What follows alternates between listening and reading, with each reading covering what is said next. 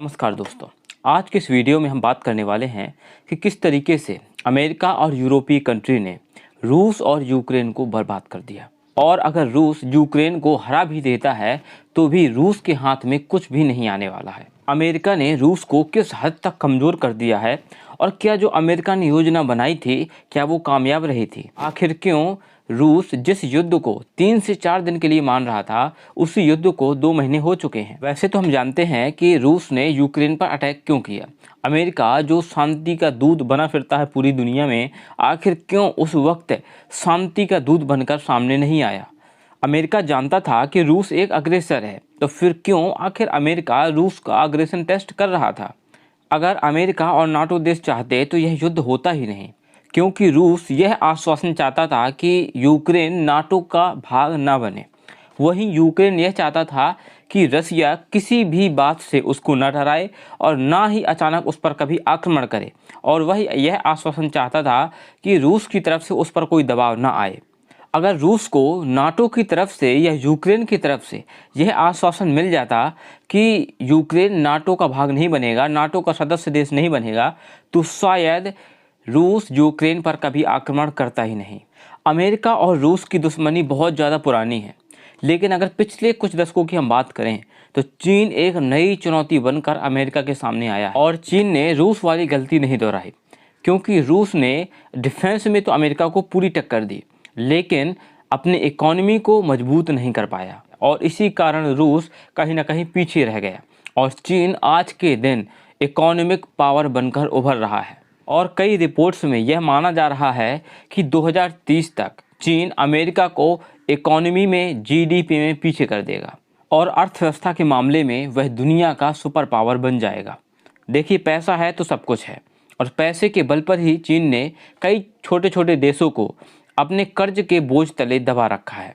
पाकिस्तान और श्रीलंका इनके अच्छे उदाहरण हैं। रूस और यूक्रेन युद्ध में यूक्रेन पूरी तरीके से तबाह हो चुका है, उसकी इकोनॉमी पूरी तरीके से ख़त्म हो चुकी है, उसके शहर के शहर खंडहर बन चुके हैं, लोग वहाँ से पलायन कर रहे हैं, वहाँ कई भारी चीज़ों की कमी महसूस की जा रही है। और जेलेंस्की ने अमेरिका का खिलौना बनकर यूक्रेन को तबाह करने में एक बड़ी भूमिका निभाई है, क्योंकि अगर यहाँ पर यूक्रेन न्यूट्रल रहा होता, उसने ना तो रूस का पक्ष लिया होता और ना ही नाटो और अमेरिका का पक्ष लिया होता, तो शायद रूस अभी यूक्रेन पर हमला नहीं कर रहा होता।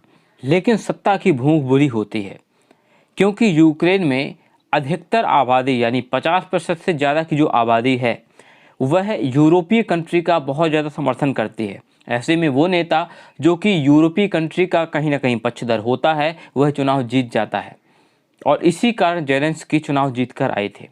अगर वो ऐसा न करते तो हो सकता था अगली बार वह चुनाव हार जाते।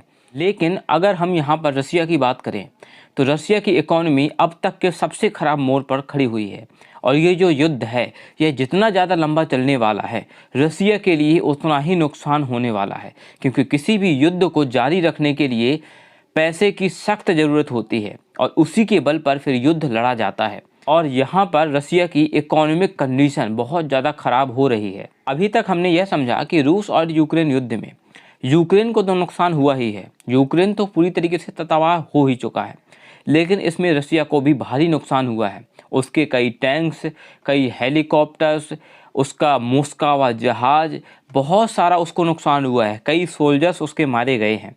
और इससे जो अमेरिका और जो यूरोपीय कंट्री हैं उनको फ़ायदा भी पहुंच रहा है।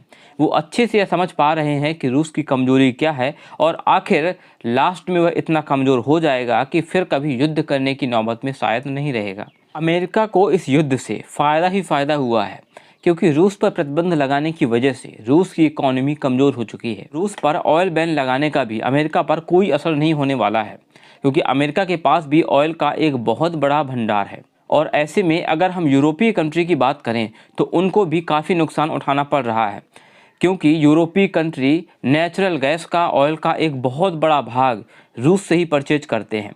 और रूस ने यह शर्त लगा रखी है कि अगर उनको ऑयल या फिर गैस परचेज करनी है तो ऐसे में उनको रूबल में ही भुगतान करना होगा, और जिसके कारण रसिया की जो इकोनॉमी है, रसिया की जो करेंसी है वह काफ़ी मजबूत बनी हुई है अभी तक। चीन रूस और यूक्रेन युद्ध से इस बात को बाखूबी समझ चुका है कि इस समय अमेरिका से पंगा लेना बिल्कुल भी ठीक नहीं है, और अगर उसे 2030 तक अमेरिका को इकोनॉमिक सुपर पावर में पीछे करना है तो उसको इस समय युद्ध की तरफ बिल्कुल भी नहीं जाना चाहिए। और इस समय जो कि संभावनाएं जता रही थी कि चीन कहीं ना कहीं ताइवान पर अटैक कर सकता है, यह पूरी की पूरी ध्वस्त होती नजर आती हैं। और ऐसे में चीन बिल्कुल भी नहीं चाहेगा कि रूस की इकोनॉमी जिस तरीके से क्लैश हो चुकी है उसी तरीके से चाइना की इकोनॉमी भी हो जाए। वहीं इंडिया को भी इस समय सोचने की काफ़ी ज़्यादा ज़रूरत है, क्योंकि इंडिया के जो मेजर डिफेंस आइटम हैं वह रूस के बने हुए ही हैं। और ऐसे में अगर रूस का ये हाल हो सकता है तो इंडिया को भी इस बात से समझ जाना चाहिए कि उसको इस तरीके के युद्ध में किस तरीके से हैंडल करना होगा। वहीं इंडिया इस समय अपने आप को मजबूती के साथ खड़ा हुआ पूरी तरीके से फ़ायदा उठा रहा है, और ना तो वह यूरोपीय कंट्री के दबाव में आया, ना ही वह अमेरिका के दबाव में आया। उसने ऑयल परचेज भी किया है रसिया से सस्ते दामों पर, साथ ही रूस को फूड आइटम्स और अन्य सामग्री एक्सपोर्ट भी कर रहा है, जिससे इंडिया को इससे फ़ायदा भी हो रहा है, और इससे जो उसे नुकसान हुआ है उसकी भरपाई भी हो रही है। सबसे बड़ी बात यह है कि जिस तरीके से यूक्रेन की तरफ से कोई भी देश सामने नहीं आया, जिस तरीके से अफगानिस्तान को अकेला छोड़ दिया गया, उसी तरीके से इंडिया को भी समझ जाना चाहिए कि मुसीबत के समय में कोई भी देश सामने नहीं आता, मुसीबत का सामना खुद ही करना पड़ता है। ऐसे में इंडिया को मेड इन इंडिया पर ही ध्यान देने की ज़रूरत है। ऐसे में हमको खुद को मजबूत बनाने की ज़रूरत है। वीडियो आपको अगर अच्छा लगा हो तो लाइक सब्सक्राइब तो आपने कर ही लिया होगा। मिलते हैं नेक्स्ट वीडियो में। जय हिंद।